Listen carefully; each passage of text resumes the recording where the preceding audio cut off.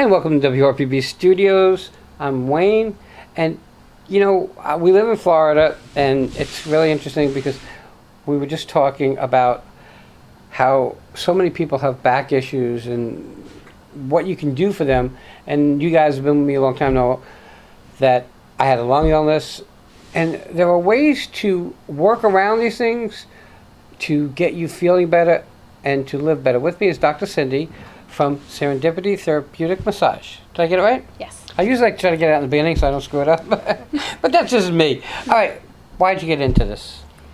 I got into acupuncture because I initially had went to school for respiratory therapy and came across a lot of patients who were not getting any better and were not going to get any better. They were passing away in droves. I went back to school for body work and massage therapy and graduated in '95.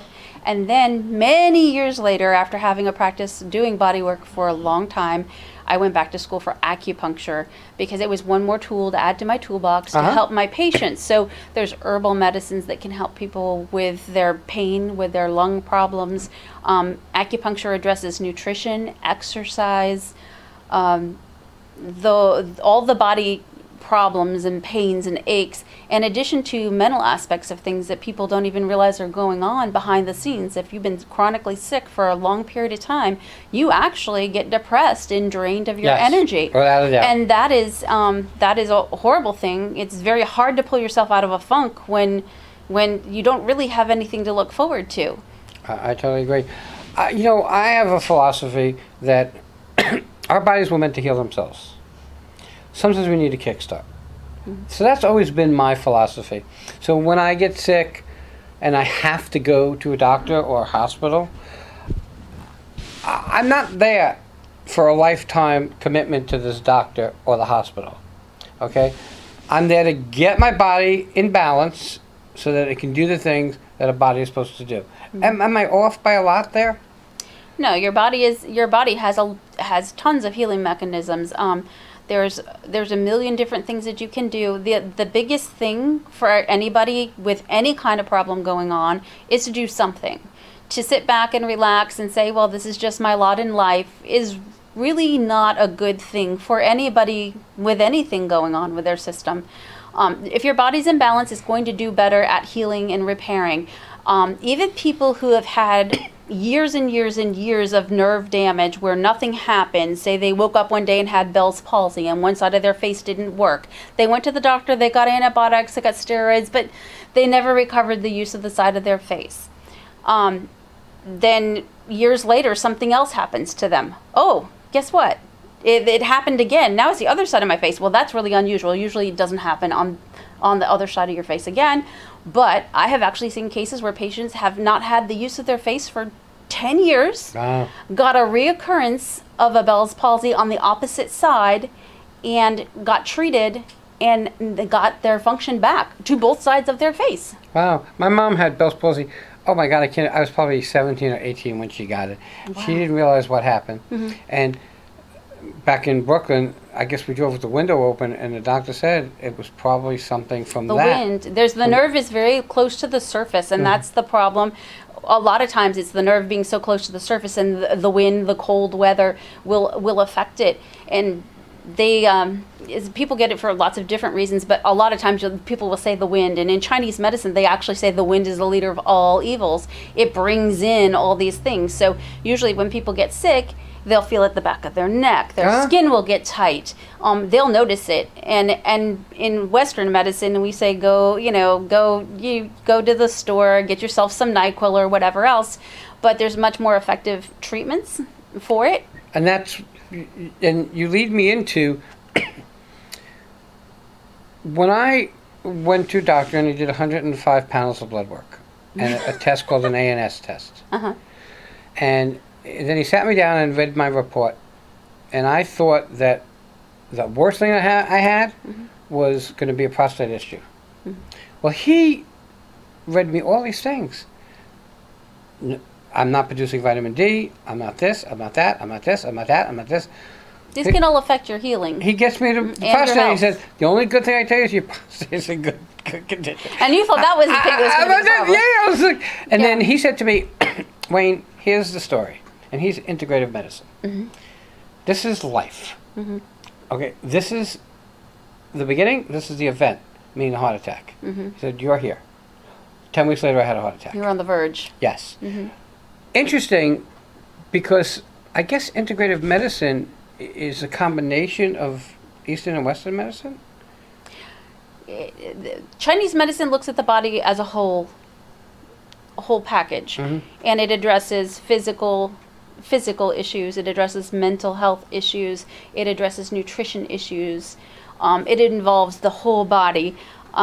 With integrative medicine, they're trying to utilize, we can order laboratory testing, we can order imaging, we can order a lot of things, we can view these things, we can look at it with a different eye than what your regular Western medicine practitioner will look at it with. Right. There are people who have findings on imaging that they're not feeling in their body yet.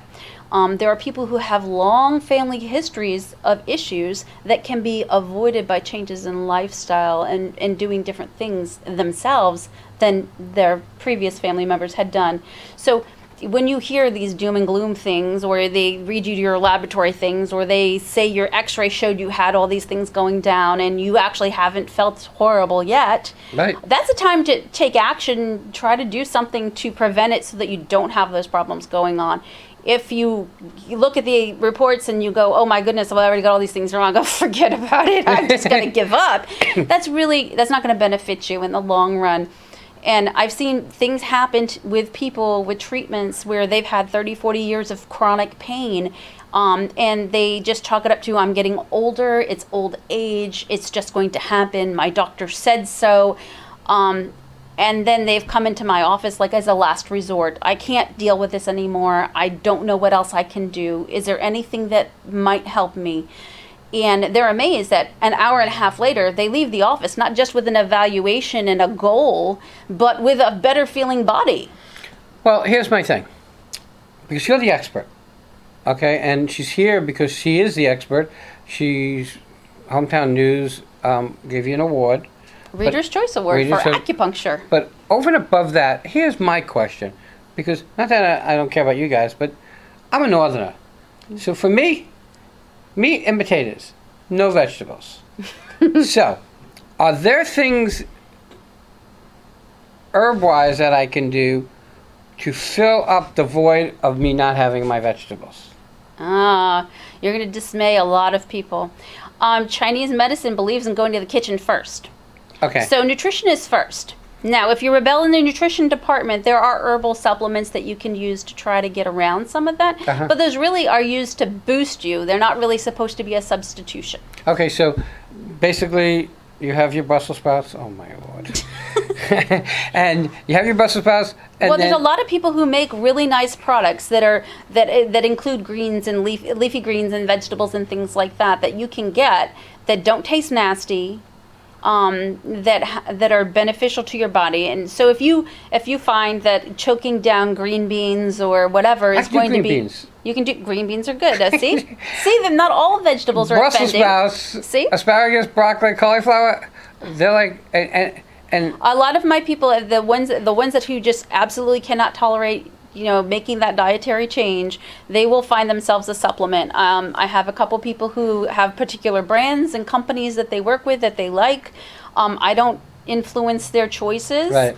And everybody makes their own choices. That's the nice thing about Chinese medicine. It is tailored to the individual, what the person is, number one, willing to do for themselves. When you sit down to talk and do an evaluation, it's about what you want for you. It's not about what I think is good for you or what the doctors or the establishment has decided is best in your situation. Right. Or particular thing going on with you.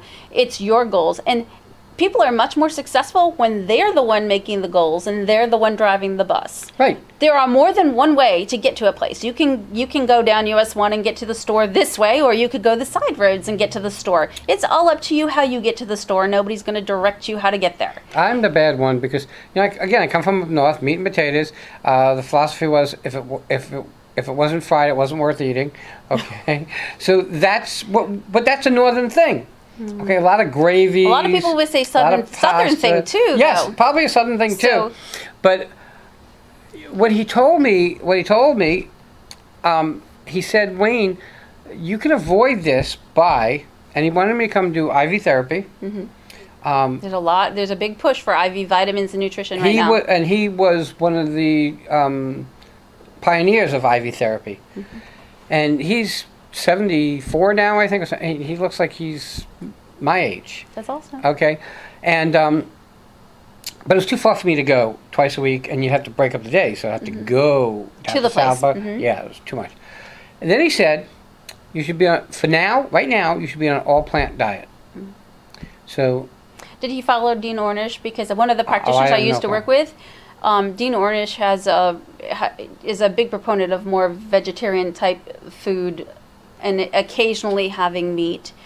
And one of the practitioners I used to work with did preventative medicine. Well, he said to me, if you want to stop the heart attack, this is what you got to do. So when I was done talking to him, I was probably thinking I'm going to die because I can't do You those can't make things. those changes. And then the last thing he said, which I should have done, and I tried to do, is, I guess he called it grounding. He said, go walk on the grass without your shoes, go to the beach, have this time where you ground with the earth and get that energy from the earth to heal you. And it makes a lot of sense to me because I believe in energy. So, and I did a little bit of that, and I did a little bit of diet change. I gave up all soda. Okay, I like something sweet. He said, get yourself organic, all natural peanut butter. Has no sugar in it. So I did that. So when I was feeling weak, I would just take a scoop of that, and I'd keep it with me everywhere I went. I mean, everybody says diet is so important, but it's not the end-all be-all, is it? No, I had the great fortune of going to study at the Shaolin Temple in China. Okay. And we sat with the medical director of the Shaolin Temple, and he went around the room and he's like, okay, can you guys explain to me what is the most important thing for your health and well-being? And our choices, we're all thinking, well, you sleep really good, you eat good things, we're thinking along those lines. And by the end of the conversation, it was about being happy. Being happy every day has your mental outlook on life has more to do with your health than a lot of people would even begin to imagine. And they were using meditation as healing. And I said, but you use herbs too, right? No herbs, just meditation. And I'm like, what kind of treatments were you giving these people? Oh, we were fixing all kinds of things. I was like, really? So medical meditation is a huge way of overcoming a lot of things. So yeah, maybe you can't change this or you can't change that or this is too difficult for you. There's more than one way to get to where you're wanting to go. You guys have heard me say it a million times that if you don't have that positive, okay, you're never going to heal. If you're determined to be sick, right. If you're determined to just go with what someone has told you, then you can consider yourself done. Okay, so let's talk about massages, because you do massages. That was my second thing. My first thing was respiratory therapy. I've done it for 30 years, acute care and cardiac and pulmonary rehab. Okay, so now we're going to talk about massages for a minute. Is massage therapeutic, because you have that in your title, or like a lot of people I know just like to get a massage? Okay. Most people associate massage with a luxury, a splurge. It's something that I do because I have a little bit of extra money and it feels good. Most people don't consider it a valid part of their healthcare regimen. Right. And so intentionally I put therapeutic in the title because people don't really think of it that way. I wanted to plant that little seed in their mind that this is something you're doing to take care of yourself. We don't run our car without gas and changing the oil and maintaining it, and we shouldn't run our bodies that way either. Okay, so massage is really, though we might look at it as, oh my God, this is really cool, I'm getting a massage, I feel really great, but feeling really great is great anyway because it gives you a positive attitude, which helps you heal, in my opinion. But it's therapeutic. And then, because we're going to come close to the top of our time, Acupuncture. Acupuncture was the last thing I added to my toolbox, and I decided to go all the way through the doctorate program. I went to Atlantic Institute of Oriental Medicine. I've seen patients recover from things that they were told they were definitely not going to recover from. I've seen stroke patients be able to use their limbs again. I've seen Bell's palsy patients be able to use their muscles in their face again. I've seen fibromyalgia patients not be in pain or minimal pain. I've seen people with 30, 40 years of chronic pain disappear, or occasionally have a little bit of pain, but they wake up every morning waiting for it, and it's not there anymore. So definitely your body is able to heal even after years and years and years of maybe not being treated so very nicely. Okay, so like those things are all cool and really nice that you said, but how painful is it to get stuck with those needles? You don't, and that's the other thing. Everybody's like, "Oh my gosh, needles!" Right, I'm gonna be It doesn't pincushion. have to be needles. It can be pressure. It can be ear points with little ear seeds. It can be electrical stim device that's used to help to work those meridians. Okay. There's a whole lot of other things. It could be cupping, which is a suction treatment that is used to pull when your muscles get locked up, everything's stuck inside. So all the toxins, all the debris, everything that your body has built up is now locked in there and can't go anywhere. And what it does is it helps to pull it to the surface so the fresh nutrients can get into the cells. Oh, and then you can start healing because now you got fresh nutrition in there. You got something to work with. If you never saw cupping, It's amazing. it's an amazing thing, and I guess technology's change, but actual cupping is done with glass cups and fire. Okay, so they put what was mainly alcohol, I guess you said. It's 90% alcohol. You light it on fire, and that creates a vacuum. It pulls all the air out of it, and then it sticks onto the part of the person that you're working on. And it's done in a couple different ways. It can be done stationary, where you put cups and you leave them in particular areas. Right. Or you can use it as a moving cupping, and that actually will help loosen up the fascia and move things. And the heat is very nice because it helps the body relax. One of the most coolest things I ever filmed.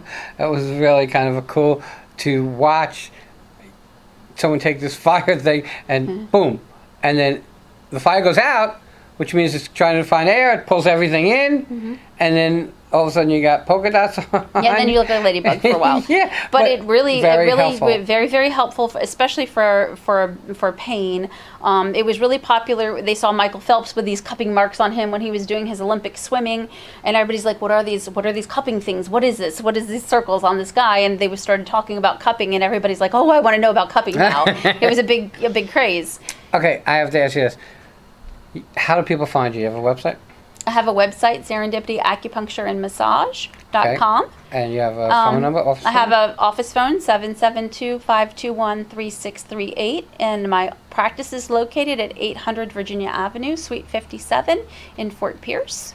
You know, guys, Dr. Cindy is here, and we were talking before we get on the air, and really, you need to just connect with her to find out what direction and what path you might need to take to get to where you need to be, because everybody's different, okay? Our bodies have a gazillion pieces, and you have to figure out which piece needs to be fixed, and it's like a snowflake, okay? I can go in and say, hey, you know, my neck is hurting, and you can go in and say your neck is hurting, but they could be for two different regions or two different areas. And I'm not a doctor. And I did my internship at Cleveland Clinic for my doctorate program, and it was interesting because the couple days that I was in the ER, there were a couple cases that I had seen that definitely had a different spin on things, and as a body worker, I was able to pick up on those things. It's so cool because you got this whole wheelhouse full of different knowledge and different tools, and all the tools work together. I mean, everybody looks at things from a different perspective, and right now I myself have had issues where I've had to try to seek out a healthcare practitioner and found out that I'm only allowed to be seen for a piece of a part at a time. Wow. And I was quite devastated. I was like, I'm going to go find somebody more like me who looks at the whole person and can help me more thoroughly. Right. With that, everybody, we're out of time. I want to thank you, Doc, for coming on. Thank you very much. It was a pleasure. Everybody, we'll be right back.